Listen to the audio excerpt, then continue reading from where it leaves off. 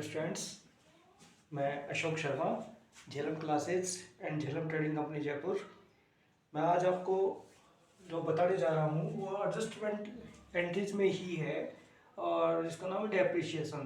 Depreciation यानी मूल्यह्रास। Depreciation क्या होता है? जो फिक्स असेट्स है, फिक्स असेट्स मीन्स ऐसी असेट्स जिसको अपन ने एक बार परचेज किया बिजनेस में तो एक लाइफ टाइम या एक लॉन्ग टाइम तक अपने असेट्स के रूप में यूज में आती है, वो फिक्स असेट्स कहलाती है। जैसे लैंड है ना, building, plant, machine, furniture, fixtures है ना, या अदर चीज़ें जिनको वन टाइम अपन परचेज कर लेते हैं तो लाइफ टाइम या लॉन्ग टाइम तक अपने पास बिजनेस में यूज में आती है, वो फिक्स असेट्स कहलाती है। जो अपन ने पहले टर्मिनोलॉजी लिया था, जो पहले के वीडियोस है उसमें भी आप देख सकते हो।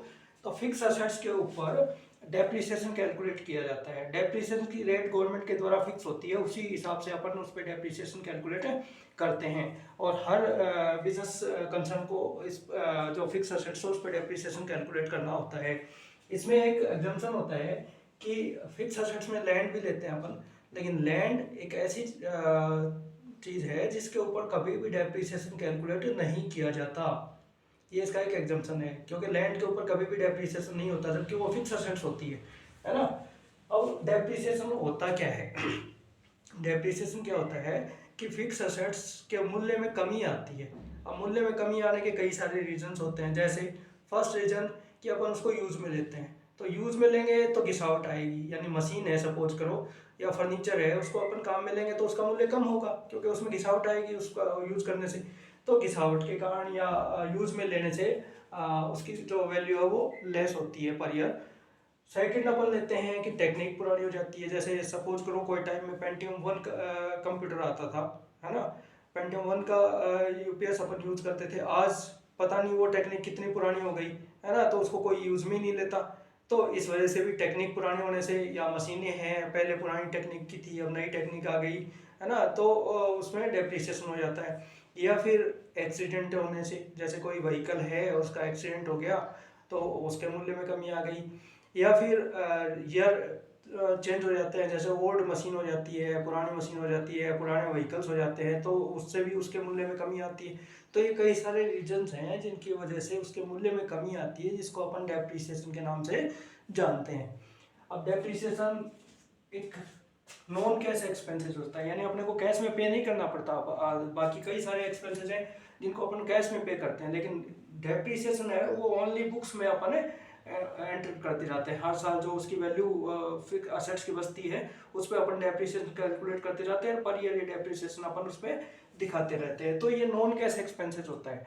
और एक्सपेंसेस है इससे प्रॉफिट एंड लॉस अकाउंट की डेबिट साइड में अपन इसको दिखाते हैं। इसके जर्नल एंट्री अपन करते हैं तो डेप्रिसिएशन एक्सपेंसेस होता है, खर्चा होता है, इसलिए डेबिट टू फिक्स असेट्स। जो भी असेट्स है, जैसे मशीन है तो depreciation account debit to machine, furniture है depreciation account debit to furniture. यानी जो भी असेट्स है उसको अपन क्रेडिट करेंगे और डेप्रिसिएशन को डेबिट करेंगे। प्रॉफिट एंड लॉस अकाउंट की डेबिट साइड में जिस पे भी अपन डेप्रिसिएशन लगाते हैं डेबिट साइड में दिखाएंगे। जैसे depreciation of furniture, depreciation of machine, है ना, जिस भी संपत्ति पे अपन डेप्रिसिएशन असेट्स पे लगाते हैं वो डेबिट साइड में अपन दिखाते हैं। बैलेंस शीट में जो भी असेट्स होती है, फिक्स असेट्स है, उसमें लेस करके दिखाते हैं, है ना। जैसे सपोज करो फर्नीचर था ₹1 लाख, तो फर्नीचर ₹1 लाख, डेप्रिसिएशन 10%, तो 10,000 रुपीज लेस हो गया, उसकी बुक वैल्यू हो गई 90,000 रुपीज। ठीक है, तो इस तरीके से जो भी फिक्स असेट्स है उसके ऊपर डेप्रिसिएशन अपन लेस करके दिखाते हैं। अब है अपने पास एक क्वेश्चन कि चिंकी ट्रेडर्स है, उससे परचेज की एक मशीन ₹2 लाख की। ठीक है, तो मशीन परचेज की Chinki traders 1st April 2021. At the end of the year, it has been decided to depreciation the machine at ₹10% per annum. अब देखो 2 lakhs की मशीन परचेज की 1st April 2021 को, 1st April 2021 को मशीन परचेज की ₹2 lakhs। ठीक है, इसका 10% डेप्रिसिएशन यानी 20,000 रुपीज डेप्रिसिएशन होता है इसका। क्लियर? 1st अप्रैल को इसने परचेज की 2021 को, ईयर एंडिंग होगा 31 मार्च 2022। तो 31 मार्च 2022 को अपन डेप्रिसिएशन की एंट्री करेंगे, डेप्रिसिएशन अकाउंट डेबिट। ठीक है, किस क्या थी? मशीन। तो एंट्री होगी depreciation account debit to machinery 20,000 rupees. ये एंट्री होगी 2022 मार्च 31 ईयर एंडिंग डेट को अपन पूरे साल का डेप्रिसिएशन दिखाएंगे। तो depreciation account debit to machinery account ₹20,000 2 lakh का 10%। और जिस दिन मशीन परचेज करेंगे उस दिन मशीन परचेज की एंट्री अपन करते हैं। अब प्रॉफिट एंड लॉस अकाउंट के डेबिट साइड में डेप्रिसिएशन ऑन किस पे है, मशीन पे। तो डेप्रिसिएशन ऑन मशीन 2 लाख का 10% 20,000 रुपीज।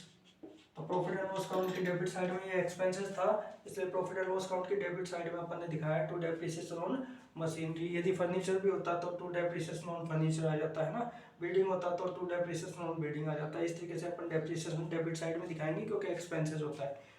बैलेंस शीट में अपन यहाँ दिखाएंगे ईयर एंडिंग डेट अपन डालेंगे balance sheet as on 31 March 2022।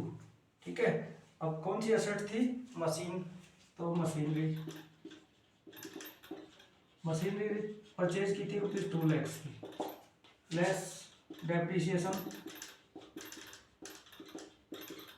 ₹20,000। तो अपने पास जो नेट मशीन आफ्टर 1 ईयर अपने पास 1,80,000 इसकी बुक वैल्यू है। यानी 2 लाख में अपन ने परचेज की थी 1 अप्रैल 2022 को 21 को, और उस पर डेप्रिसिएशन पूरे साल का जो हुआ वो 20,000, यानी 20,000 की मशीन अपन ने यूज में ले ली है ना। तो नेट अपने पास मशीन हो गई 1,80,000 की। इस तरीके से अपन बैलेंस शीट 31 मार्च को दिखाते हैं। इसी तरीके से प्रॉफिट एंड लॉस अकाउंट की डेबिट साइड में अपन डेप्रिसिएशन दिखाते हैं। तो ये हुआ डेप्रिसिएशन।